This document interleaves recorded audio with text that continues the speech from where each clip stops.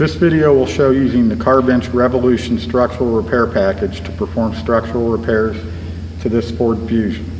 We're going to use the Car-Bench Revolution package, which consists of the Car-Bench structural repair bench, the Car-Bench 5-dimensional fixture sets that have enough strength to pull against, the Piranha pull arm, and a 3-dimensional electronic laser measuring system that we use to measure and to perform the placement of the fixtures for holding the parts in place.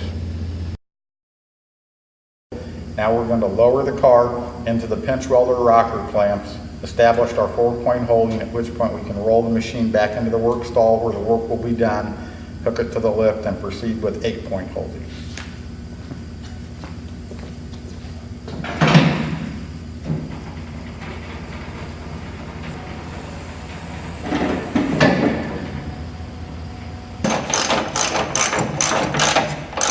Okay, after doing this at all 4 corners, now we'll roll the bench back over to the work area and get started. Next, we're going to measure the structure of the car using the Infinity 3D laser measuring system. We'll start by mounting the scanner under the vehicle on the bridge, and then we will mount our 4 base measuring targets. And continue hanging targets into the vehicle and the other areas we want to measure. We'll start with the fronts of the front rails. The front of the right front rail is damaged badly enough that we can't hang a target on that measuring point. So we'll go to the back, measure 2 points there. It's always important to measure the area of the vehicle away from the damage to ensure that no damage is transferred back into that portion of the vehicle. Here you can see we do have a minor amount of damage to the back, and we've got a height deviation of 7 millimeters in the left front rail and a width deviation of 32 millimeters. Next, we're going to place a crossbeam on the bench, put 2 bases on it, and build 2 measuring fixtures to lock these front 2 torque box points into position to begin with our 8-point holding.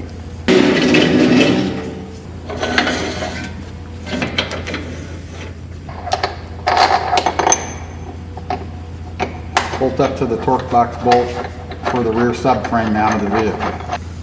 Once we've established the basic positioning of all the different pieces, we're going to bolt the base for the height rod solidly to the cross member. Now we're going to tighten up all the bolts on this fixture to continue locking this point into place. We now have this torque box point solidly locked into place to help absorb the pressure of the pulls that we're going to put on the car and spread it through more than just the pinch weld or rocker areas of the vehicle. We'll go over to the other side and do the same thing there, and then move to the back and build torque box fixtures for the rear of the vehicle. Now we've established our 8-point holding, which as you can see from here is actually 7-point. Because we have damage in this torque box point, we've left this loose and floating so it can move while we're pulling.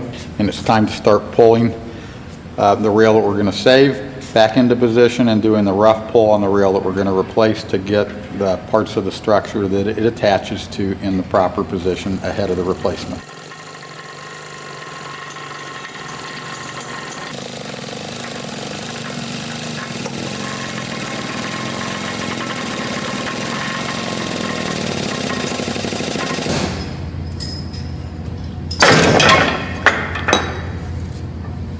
Okay, everything looks green, so we're good to go.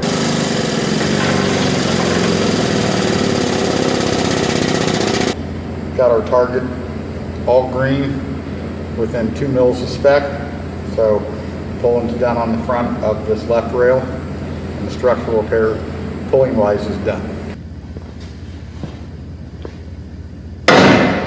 Now we'll put a crossbeam at the front of the bench so that we can build a fixture to solidly lock the front of the left rail that we now have in the correct position in place. After doing that and cutting off what's left of the right rail, we can use the Infinity to build a fixture to properly position the new replacement rail on the right side of the vehicle.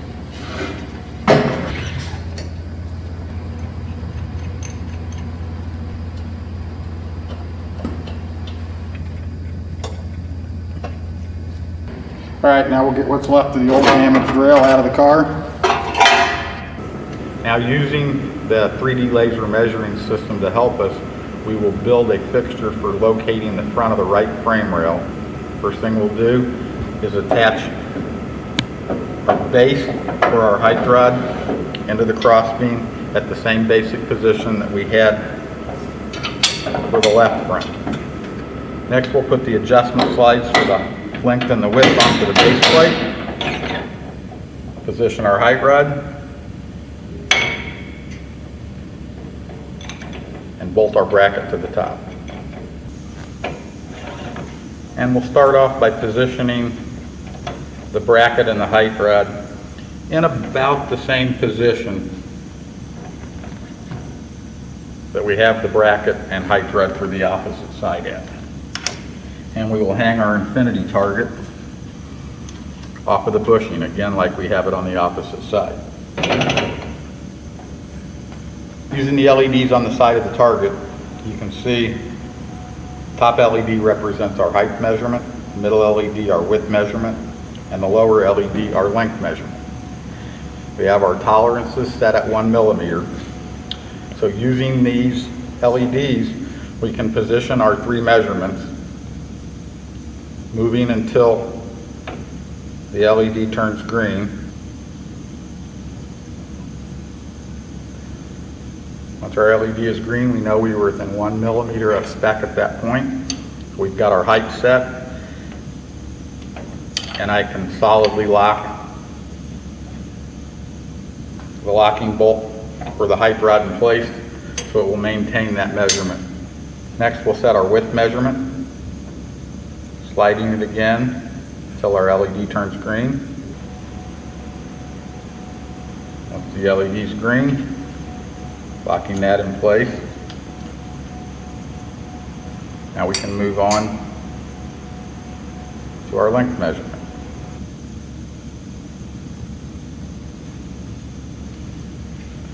Our length measurement's green now, so we can lock the 2 set screws on the length slide of our height rod bracket. Now that we have our fixture built for properly locating and for holding the front of the rail in place during the welding process, we'll remove the target and install the new rail. Sliding it into position back at the cowl area.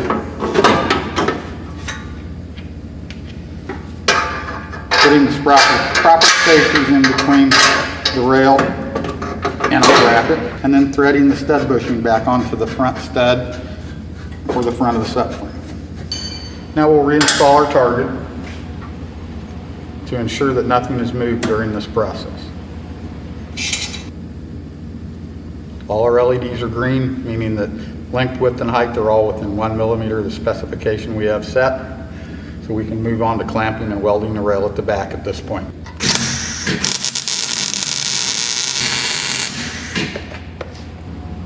Okay, with the majority of the well welded in position, one last thing to do is positioning this bumper mounting plate on the front of the rail. To do that, we're again going to build a fixture to lock it in place while we weld it.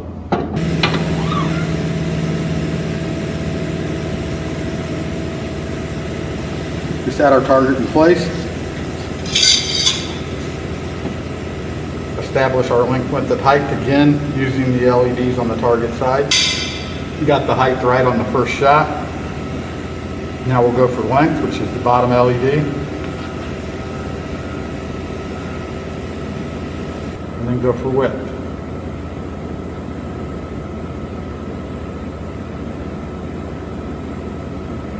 All right, now we'll remove the target from the bracket, bolt it in position. Now we're ready to weld our bumper mounting plate to the end of the rail, and the structural repairs to the side rail are finished using the car bench and the fixtures for holding and the Infinity 3D laser measuring for placement and measuring.